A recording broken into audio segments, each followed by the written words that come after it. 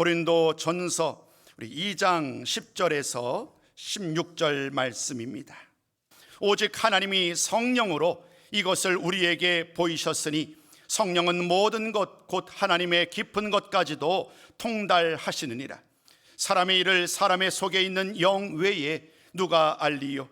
이와 같이 하나님의 일도 하나님의 영 외에는 아무도 알지 못하느니라. 우리가 세상의 영을 받지 아니하고 오직 하나님으로부터 온 영을 받았으니 이는 우리로 하여금 하나님께서 우리에게 은혜로 주신 것들을 알게 하려 하심이라. 우리가 이것을 말하거니와 사람의 지혜가 가르친 말로 아니하고 오직 성령께서 가르치신 것으로 하니 영적인 일은 영적인 것으로 분별하느니라. 육에 속한 사람은 하나님의 성령의 일들을 받지 아니하나니 이는 그것들이 그에게는 어리석게 보임이요 또 그는 그것들을 알 수도 없나니 그러한 일은 영적으로 분별되기 때문이라. 신령한 자는 모든 것을 판단하나 자기는 아무에게도 판단을 받지 아니하느니라. 누가 주의 마음을 알아서 주를 가르치겠느냐? 그러나 우리가 그리스도의 마음을 가졌느니라. 아멘. 옆 사람하고 아침 인사하겠습니다. 만나 뵙게 돼서 반갑습니다. 인사합니다. 조금 길게 할게요. 잘 기억해 두세요. 만왕의 왕이신 예수님을 모시고 사시는 집사님은 복 받으신 분입니다. 시작.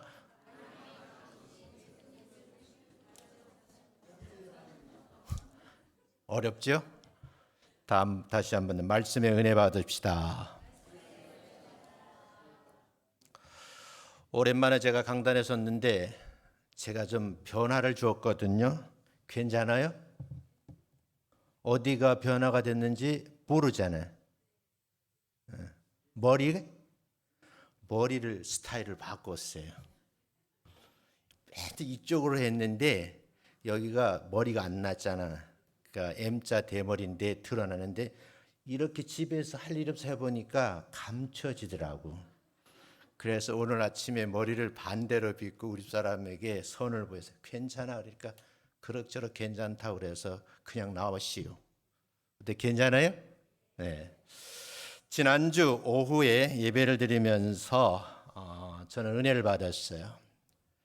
저희 신학교 선배고 저를 학교의 현장으로 발걸음을 옮기도록 도움을 줘서 한평생 같이 학교 사역을 하고 같이 은퇴를 한 목사님이 설교를 하시는데 딱 한마디에 제 마음이 고쳤어요. 우리 교회 오시면서 굳게 결심한 것이 있으시다. 궁금해 들으니까 내가 목사잖아요. 그 한마디가 뭐냐니까 덕을 세워야 되겠다. 그렇게 결심하셨다는 거예요. 저도 조기 은퇴하고 원로 목사로서 교회와 성도들에게 어떤 덕목을 가지고 살아가야 할까 하는 것이 저의 고민이기도 해요. 집안의 가장으로서 또 부모님과 자녀를 위해서 가장이 시장에 들려서 그래도 어르신들께 아이들에게 영양 섭취를 위해서 사고를 샀다고 그래요. 이 사고를 사다가 푹 굽는다. 어떤 분은 여러 가지 표현하다 끓인다 이런 표현이는데 푹 과서 곰국을 만드는 거예요. 누구 주려고? 부모님과 자녀들을 위해서요. 왜 그렇게 곰국을 만드는가? 그 이유는 뼛속에 들어있는 영양분을 우려낸다 또는 추출한다 그러죠. 그러기 위해서 정성을 들여서 다리는 거죠. 저는 오늘 본문의 말씀을 가지고 말씀의 영양분을 우려내기 위해서 저희 레시피를 가지고 곰탕국을 만들어 보려고 한 주간 동안 애를 썼어요. 저의 레시피는 가지고 있는 레시피죠. 그 레시피로 만든 양식이 바로 보약입니다. 드실 준비가 되었으면 크게 아멘. 자, 맛을 보시자고요. 본문 10절 말씀을 중심으로 저희 레시피대로 우려내기 위해서 끓이면서 시간을 보내는데 의문이 일어났어요. 그 의문의 첫 번째는 16절 말씀에서 주님에 대해서 누가 가르치겠냐는 말씀이 저에게 꽂혔어요. 의문은 뭐냐면 저에게 답변을 요구하시는 것 같았어요. 그래서 16절 여러분이 펴놓고 보면 누가 그랬어요. 주어가 누구예요? 주의 마음을 알아서 주를 가르치겠느냐라고 말씀을 하는 거예요. 한 교회 목사님이 설교 준비를 하시다가 저와 같은 고민에 풀어 빠져들었다고 해요. 말씀을 깊이 묵상을 하는 동시에 읽어가는데 본문 16절에서 자기 지식으로는 이 말씀이 이해가 되지 않더라는 거예요. 이 목사님은 의문을 가지고 동료 목사님들과 함께 서로 톡으로 이 말씀을 어떻게 해석하는 것이 바르게 해석하는 것인지 서로 토론하기에 이르렀어요. 그 토론 과정에서 설교와 교수님도 함께 참여해서 주거니 받거니 장시간 동안 토론을 했어요. 그런데 그 의문을 가지고 풀지 못한 구절이 오늘 본문 2장 16절 말씀인데 감히 성자 하나님이 주님을 어떻게 가르치냐는 거예요. 그리고 두 번째는 전반절과 후반절이 서로 매칭이 안 된다, 맞지 않는다는 그런 의문점이에요. 다시 여러분 보면 누가 주의 마음을 알아서 주를 가르치겠는가? 가르침의 대상이 있고 가르침의 내용은 복음, 예수 그리스도예요. 근데 하반절에 그러나 그랬어요. 우리가 그리스도의 마음을 가졌느니라 이렇게 되어 있어요. 제가 여러 번역서를 가지고 있거든요. 그런데 영어 성경은 쉬운 성 이렇게 번역을 하세요. Who has known? 현재 완료 시제를 쓰고 있어요. 그러면 the mind of the Lord, 주님의 마음을 to instruct, 가르친다는 거예요. 그리고 but하고 we have the mind of Christ라고 그랬어요.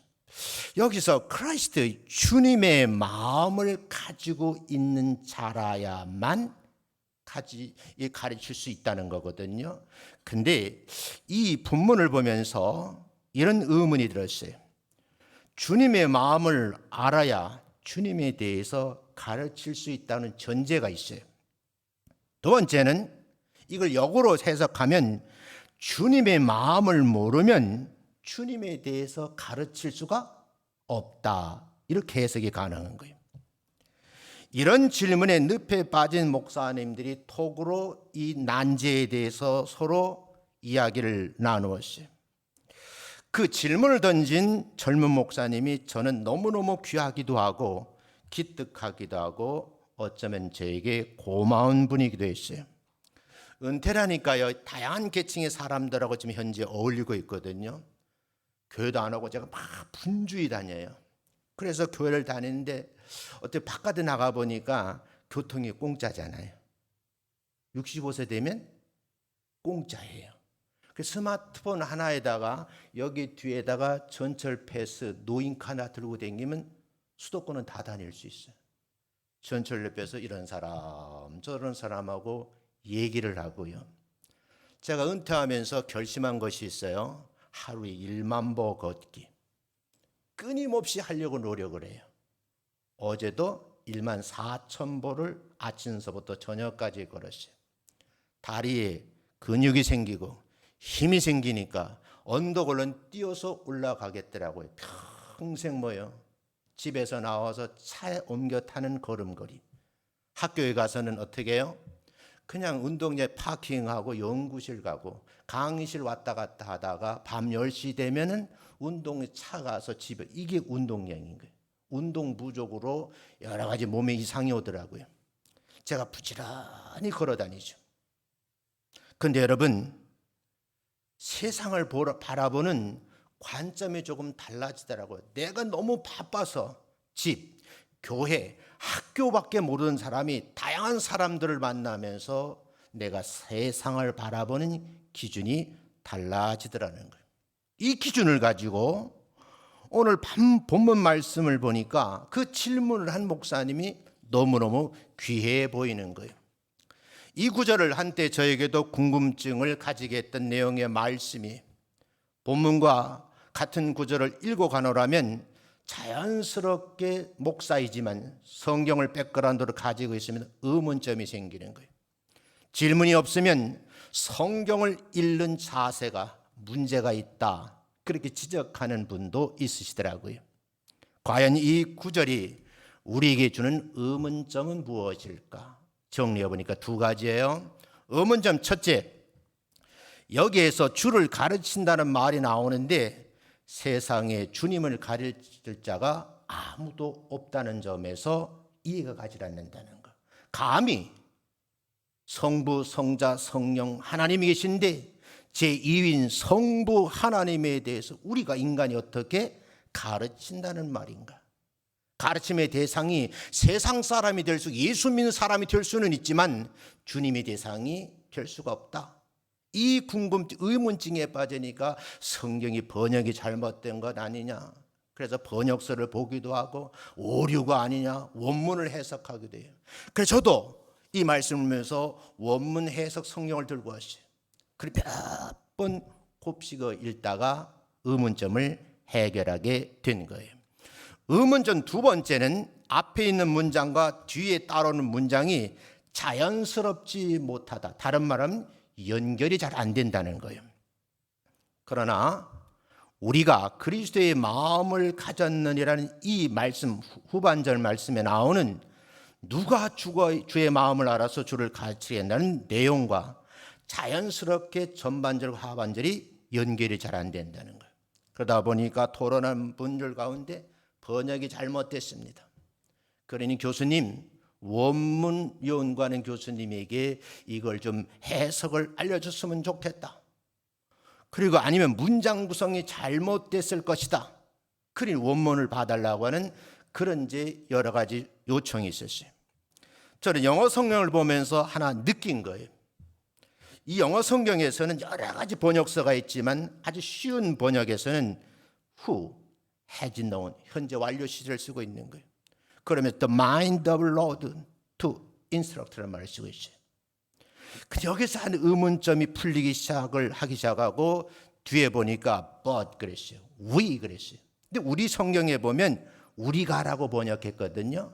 주어가 얻는 이가잖아요. 우리는요. 이 얻는 이가를 가라고 붙였는데 는이라고 붙이면 훨씬 해석이 자연스럽다. 그래서 우리들끼리 토론을 하면서 대한성서공회에 이렇게 한번 번역을 의뢰하는 것이 어떻겠느냐는 그런 토론된 내용이에요. 자, 그런데 여기 하나하나 이제 살펴가 보면 먼저 주를 가르친다는 말부터 해결해 보면 도움이 될 것 같아요. 본절에서 바울은 긍정적 질문 형식을 취하여 부정적인 답변을 이끌어내기 위해서 언어 표현을 수사적 표현을 사용하고 있다는 거예요. 그런데 대부분 목사님들이 이걸 관과한 거죠. 바울이 이 성경 말씀이 기록될 때 어떤 마음과 어떤 자세를 가지고 이 고린도를 향해서 이 말씀을 기록했을까 하는 관점인 거죠. 또 한 가지는 구약의 말씀을 인용하고 있다는 거예요. 이 구절은 이사야서 40장 13절 14절에 나오는 말씀이 있는데 제가 읽어보면 이런 거예요. 집중력을 위해서 제가 PPT를 안 만들었어요. 보내지도 않았어요. 이런 거예요. 한번 구약 이사야서 40장 13절 14절 함께 보겠습니다. 다 찾아보세요. 좀 불편하죠? 맨날 띄우다가 안 띄우니까. 자, 읽어보면 이렇습니다. 같이 한번 읽습니다. 시작. 누가 여호와의 신을 지도하였으며 그의 모사가 되어 그를 가르쳤으랴.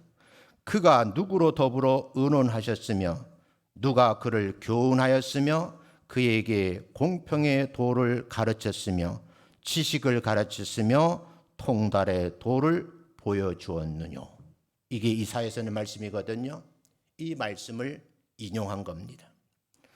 모든 인간에 대한 하나님의 우월성을 찬송하는 맥락에서 이사야서는 하나님의 생각이 인간의 지식을 초월하기에 인간에 불과한 존재가 주를 가르칠 수 없다, 이렇게 단적으로 말할 수가 있어요. 그런데 누가 주님을 가르칠 수 있겠냐고 오늘 본문에서는 묻고 계시는 거예요. 다시 말해서 인간 그 누구도 아무도 하나님의 마음을 알 수가 없고, 그렇게 아무도 주님에 대해서, 복음에 대해서 가르칠 수 없다, 그런 뜻으로 해석이 되는 거예요. 그러나 여러분, 우리가 그리스도의 마음을 가졌느니라 이 내용을 살펴볼 차례인데 하반절이죠. 누가 주의 마음을 알아서 주를 가르치겠느냐? 그러나 그랬어요. 이 접속사 벗이라게 오면은 앞에가 긍정, 뒤에가 부정이고, 앞문장이 부정이면 뒤에가 긍정이 되는 거예요. 근데 여기서 중요한 것은요, 우리말로 번역한 문제점이라는 것을 토론에서 알게 됐어요. 우리가라는 단어죠. 이것을 우리 눈으로 바꿔보면 이해가 훨씬 더 쉽다는 거예요. 우린 여기서 바로 중생의 체험을 한 그리스도인을 말하는 거예요. 적어도 주의 마음을 아는 사람이 누군가? 거듭난 사람이에요. 성령을 받은 사람이고 주의 영이 임한 사람들이라는 거죠. 이렇게 수정을 하고 나서 문맥이 통한다는 사실을 알게 된 거예요. 누가 주의 마음을 알아서 주를 가르치겠느냐? 그러나 우리가 아니고 우리는 그리스도의 마음을 이미 already 가지고 있었다, 이렇게 전제가 되는 거예요. 바로 하나님의 마음인 예수님을 가진 자들만이 뭐예요? 사도 바울처럼 이 복음을 가르칠 수 있다, 이런 얘기예요. 성령님께서 강림하시 전까지는 하나님의 마음을 알 수가 없었어요. 이제 중생한 그리스도인은 주님의 마음을 알 수 있게 되었다라고 여러분 사도행전 이후서부터 계속 말씀을 하고 있어요. 성령님께서 각 사람의 영에 머물러 계시기 때문에 그렇게 된 것이다 라고 말씀하는 거예요. 그 여러분, 제가 인용했잖아요. 이사야서 40장 13절 말씀, 여러분이 참고하시면 될 것 같아요. 그들은 그리스도의 마음을 가졌기 때문에 성령님께서 가르치시는 것처럼 가르치고 성령님께서 생각하시는 것처럼 생각을 해야 된다, 그 말이에요. 이해되시면 아멘. 15절에는 다음과 같은 내용이 있어요. 신령한 자는 모든 것을 판단할 수 있다 그래요. 조건이 붙었어요. 신령한 자만이 판단이 가능해요. 그냥 교회 성경 들고 왔다 갔다 하는 사람이 아니고 바로 예수의 영으로 예배하고 예수의 영으로 살려고 몸부림치는 자는요, 이런 뜻이에요. 자기는 아무에게도 판단을 받지 않는다라고 말씀을 하시죠. 거듭난 사람, 중생한 그리스도인은 성령님께서 인생을 판단하시듯이 세상 사람들을 판단할 수도 있다, 그런 말로 이해하시면 돼요. 예를 좀 들겠어요. 어떤 사람이 시골길을 운전해 가다가 타이어가 펑크가 난 거예요. 무더운 여름날이 땀을 뻘뻘 흘리면서 펑크난 타이어를 갈아 끼우려고 몸부림을 치는 거죠. 그것을 물끄러미 바라보고 있던 정신질환자 한 분이 창문을 내다보고 있었어요. 그러나 말거나 운전하시는 분은 타이어 수리에 몰두하는 거죠. 펑크난 타이어가 쪽에 가서 타이어의 볼트를 풀고 난고 타이어를 뺀 거예요. 문제가 생겼어요. 스페어 타이어를 끼우고 이제 볼트를 조이기만 하면 되는데, 아주 간단한 일인데 정말 있어서는 안 될 일이 벌어진 거예요. 빼나왔던 볼트를 툭 치는 바람에 4개가 모당 시궁창에 빠져버린 거예요. 막대기를 들고 시궁창 아무리 찾아봐도 볼트를 찾을 수가 없는 어려운 일에 직면하게 됐어요. 타이어 한 짝을 끼우지 않고 3바퀴로 갈 수 있으면 얼마나 좋겠어요. 불가능한 일이에요. 정말 쩔쩔매서 당황하고 있는데 그 모습을 처음부터 끝까지 지켜보고 있던 정신질환자가 한마디를 했어요. 운전수 양반, 다른 세 바퀴에서 볼트 하나를 다 빼서 각 4개, 3개의 볼트로 가면 되지 않겠는가? 그리고 가까운 정비소에 가서 볼트로 다 채우면 되지 않겠냐고 말을 건넨 거예요. 정말 걱정하고 있는데, 정말 이거 불안해가지고 이 차를 어떻게 굴릴까 고민하고 있는데, 정신질환자 그 말 하니까 들어야 되는 건지 말아야 되는 건지 고민이 생긴 거예요. 그래서 의문의 한마디를 던졌어요. 나보다 훨씬 똑똑한 사람이 왜 정신병원에 입원해 있었습니까? 라고 물었어요. 그러자 그 환자가 이렇게 대답을 했어요. 야 임마, 내가 미쳐서 여기 있지 너처럼 바보로서 여기 있는 거 아니야. 그렇게 말을 하더라는 거예요. 어쩌면 여기 말씀을 보면서 우리가 바보인지 미친 사람인지 구분이 잘 안 되는 거예요. 세상 사람부터 조롱받는 바보가 아니라 놀림과 존경의 대상으로 어쩌면 인정받는 삶을 보여주는 하루가 되었으면 좋겠다. 어쩌면 우리가 세상 사람들에게는요, 저렇게 바보 같은 사람들이 어디 있어? 참 무능한 사람들이구만. 왜 교회를 다니는지 모르겠어.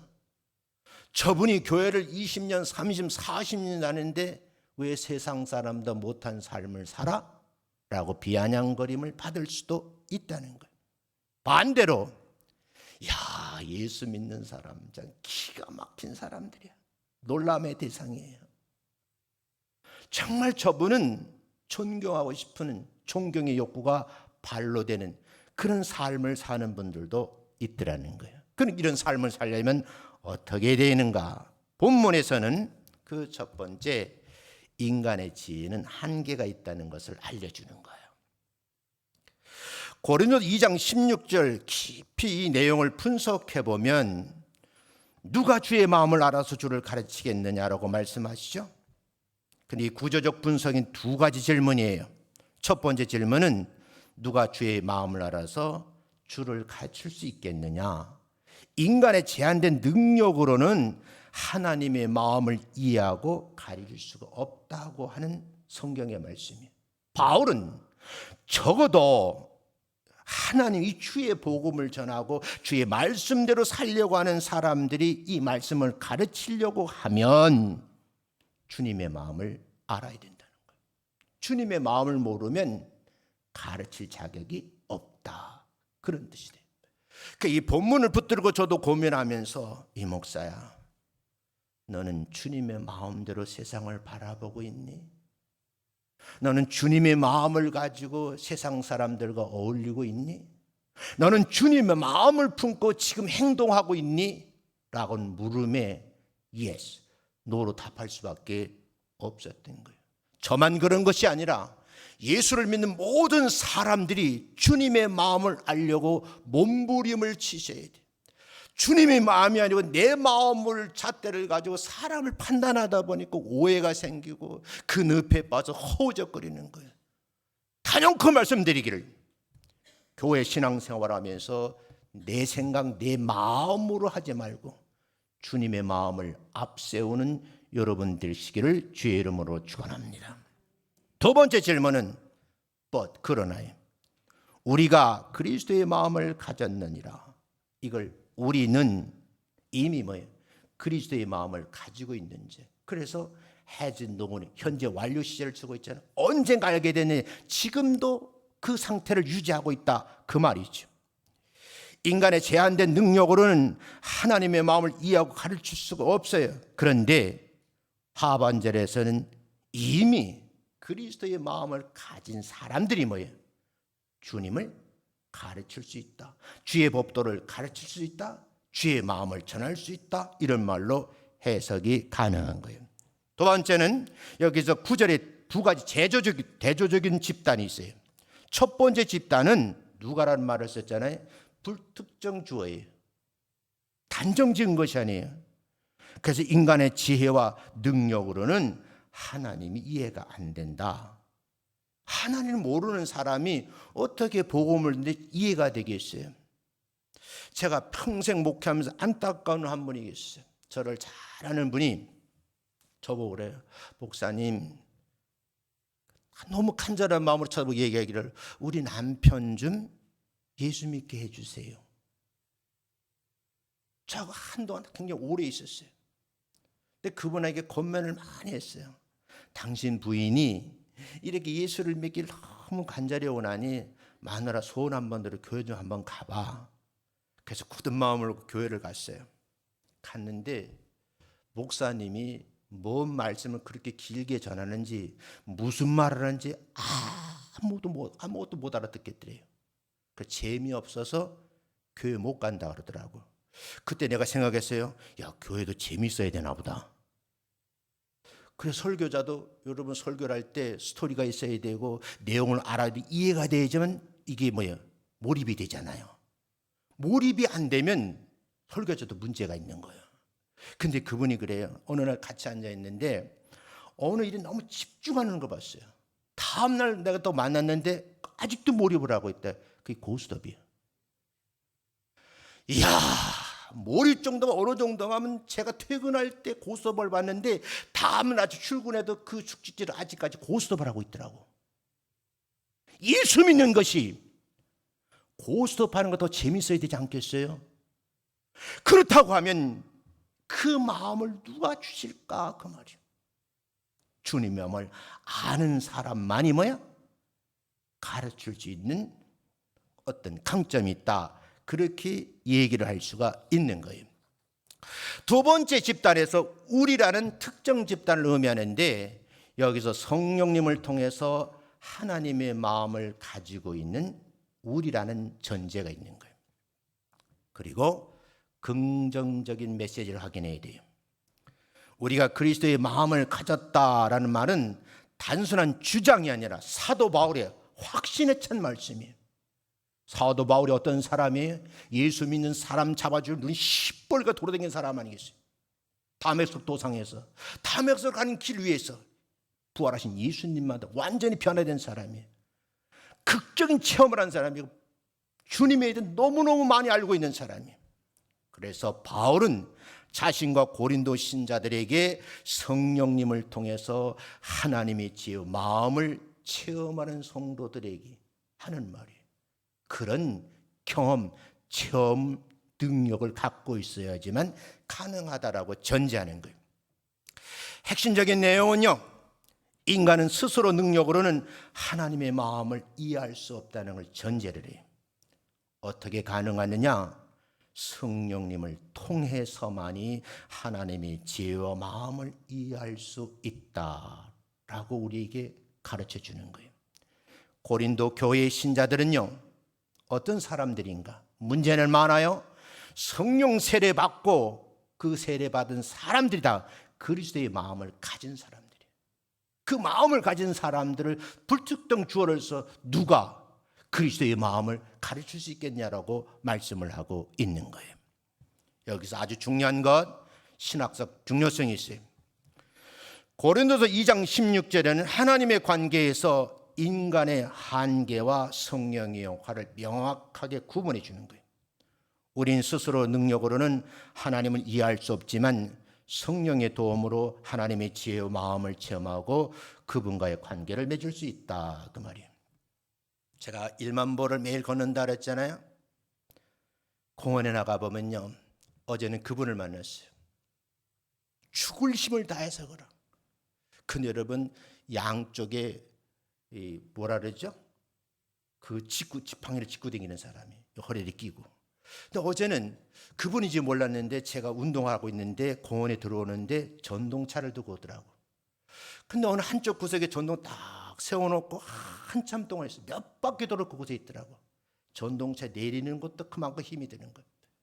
그리고 어떻게 내렸는지 네 발을 가지고 저와 함께 그 다름질을 하는, 걸음을 걸어가는 거예요. 근데 그분이 숨이 차요. 내가 물었어요. 왜 그렇게 운동하십니까? 내가 누군지 목사인지는 모르죠. 그냥 동네 아저씨 같이 걸어 다니는 거예요. 그런데 이렇게 하지 않으면 제 근육의 마비에서 그냥 저는 죽습니다. 죽을 힘을 다해서 걷는다는 거예요. 여러분, 예수 제대로 믿는 사람은, 주님의 마음을 알고 성령의 사역을 체험한 사람은, 성령 능력을 체험한 사람은 죽음을 다해서 그리스도를 증거할 수밖에 없다, 그 말이죠. 우리가 한번 깊이 생각을 해봤어요. 16절 전반인데 고린도 교회는 지혜와 영웅 숭배 문화 속에서 복음을 왜곡시키고 있었어요. 인간의 지혜는 제한적이라는 거죠. 여러분, 그리스 여행해 보면 그 아르바오 언덕에서 많은 철학자들이 논쟁을 해요.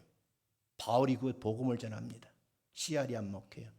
얼마나 말을 안 들었으면 신발에 먼지를 털고 저주를 하면서 내려갔겠어요.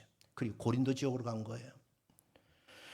여러분, 첨단 과학 기술과 인공지능 시대에도 인간의 지혜는 한계가 있는 거예요.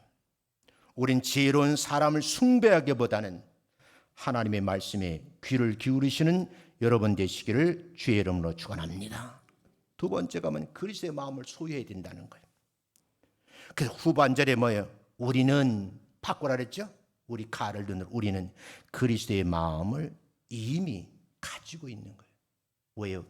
언제인지는 모르지만 복음의 말씀으로 변화됐거든. 그 시간부터 현재 완료 지금까지 그 확신이 있으셔야 된다는 거죠. 그러면서 예수 그리스도는 하나님의 아들로서 하나님의 마음을 완벽하게 이해하고 계신 제2 성부 하나님, 성자 하나님은 거듭난 우리를 그리스도의 마음을 공유하게 만든다는 거예요. 그게 관건입니다. 하나님의 말씀을 통해서 그리스도의 마음을 배우고 그리스도의 마음으로 세상을 바라볼 수 있으셔야 돼요. 제가 목회 마지막 이렇게 황혼기를 제가 보내고 있잖아요. 물론 조기 은퇴해가지고 다른 목사님 같잖아. 어떤 분은 70전 75세 은퇴. 그런데 아직까지 그래도 정기가 있어요. 아직까지 그래도 맑은 정신을 가지고 있어. 그런 마음을 성경을 딱 들여다보는데 예전과는 다르더라고요. 우리가 이런 마음을 가지고 살면 사랑할 수가 있고 긍휼히 여기는 마음이 생기고 용서할 수 있고 희생할 수 있고 헌신할 수 있다는 거예요. 그냥 내 마음으로 하면 용서가 잘 안 돼요. 희생이 잘 안 돼요. 뭔가 봉사하고 나면 알아주길 바라요. 근데 그게 아니라는 거예요. 그리스도의 마음은 무한한 사랑이에요. 저 사람이 너무 긍휼하게 보이는 거 도와주고 싶은 마음이 생겨요. 나에게 악한 감정을 품고 있는 사람도 용서할 수가 있어요. 그 마음을 가지고 헌신이 가능하더라, 그 말이죠.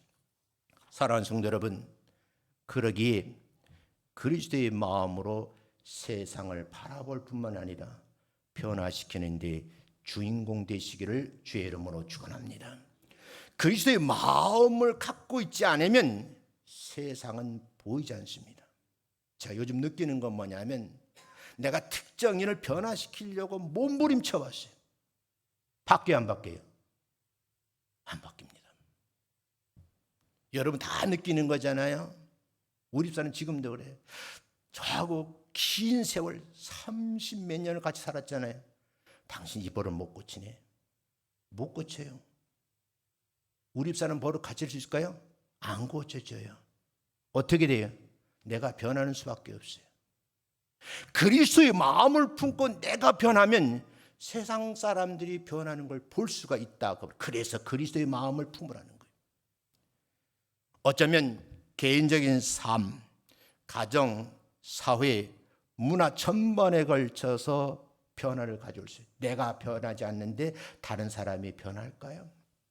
시간이 많으니까 다양한 계층의 사람들을 만나보면 전철 공짜에 타고 다니고 이 할머니 얘기고 저 할머니 얘기고 다 말만 걸으면 다 상대를 해줘. 그 대부분의 제가 상대했던 8, 90%의 할머니 할아버지들은 다 부정적인 얘기를 해. 나라님이 정치를 잘못 이 모양이다. 누구 명은 어떻다. 누구 유는 어떻다. 다 그런 정치에 관심이 굉장히 많더라고요. 나는 관심이 없어요. 내가 만약에 그 자리에 있으면 그보다 나을까? 그 마음이 생기는 거예요. 내가 그 자리에 있으면 저분보다 나을까? 내가 야당의 총재면 내가 그분보다 정치를 잘할 수 있을까? 여당의 대통령을 막 내가 그 자리에 앉았으면 세상 사람들의 말을 기울이고 정치를 잘할 수 있을까? 나는 긍정적인 대답을 할 수가 없어요. 그런데 중요한 것은 나 한 사람서부터 변하면 세상이 변해갈 수 있다는 거예요. 근데 이걸 잘 실천을 못하는 거죠. 예수 믿는 사람들은 그리스도의 마음을 품고 사랑으로 갈등을 해줘야 돼요. 그리스도의 마음으로 빈곤을 타파하려고 노력을 해야 돼요. 저는 이제 소득이 없잖아요. 근데 저도 한심한 생각이 들더라고. 멀리 여의도를 갔다가 보니까 버스 한 번 타면 역곡역까지 오는데 아까워가지고 뭐 해가지고? 아까워가지고 공짜표를 들고 여의도에 타니까 노량진에가 내려요. 또 갈아타야 돼요. 근데 여의도에서 갈아타는데 되게 복잡해요. 왜냐 9호선, 5호선 합치니까. 근데 또 노량진역에 가니까 일로 가면 인천 가는 거, 절로 가면 용산 가는 거 뭐 복잡하더라고. 몇 번 다니니까 알겠어요. 그리고 역곡역에 내리면 찍으면 뭐예요? 공짜라고 가르쳐줘요. 아, 되게 기분 좋아요. 근데 여러분 벌써 2시가 됐어. 배에서 소식이 와요. 근데 우리 집이 얼마 안 되잖아요. 사 먹을까? 집에 가 먹을까? 결국은 집에 와서 된장국에 말아가지고 한술 떠먹고 또 오후에 또 나가는 거예요. 참 이게 얽매이지 않고 나던 게 보니까 참 좋더만. 그 마음껏 하고. 우리 사람은 그래. 여보 1년은 무조건 놀아. 1년은 무조건 놀아라는 거야. 아, 노는 것도 재밌어요. 공짜표니까. 그런데 여러분, 우리 삶에 그리스도의 마음을 드러내는 등불이 내가 돼야지만 세상을 어떻게 해요? 어둠을 밝힐 수 있어요. 내가 그렇게 한 끼 끼니를 굶고 10,000원을 전략해 와가지고 어떤 단체에 뚝 누르고 보냈어요. 아, 그런데 기분이 그렇게 좋아요. 별것 아니야. 내가 점심 한 그릇에 10,000원인데 그 10,000원을 내가 아껴서 기부단체에 내가 번호를 탁 누르니까 통장에서 많이 탁 빠져나가더라고. 근데 주는데도 그렇게 기분이 좋더라고. 이미 나는 뭐예요? 그리스도의 마음을 품고 세상을 변화시키려는 원로 목사가 된 거야. 사랑하는 성도 여러분, 그렇게 세상을 바라보고 그리스도의 마음을 전하는 여러분 되시기를 주의 이름으로 축원합니다. 그리스도의 마음을 세상을 바라보고 그 마음으로 살아나가다 보면 세상을 변화시키는 내가 소금이 되어 있고 빛이 되어 있는 것을 확인할 수 있다. 이 메시지를 여러분과 함께 전하면서 주의 말씀에 순종하는 여러분 되시기를 주의 이름으로 축원합니다.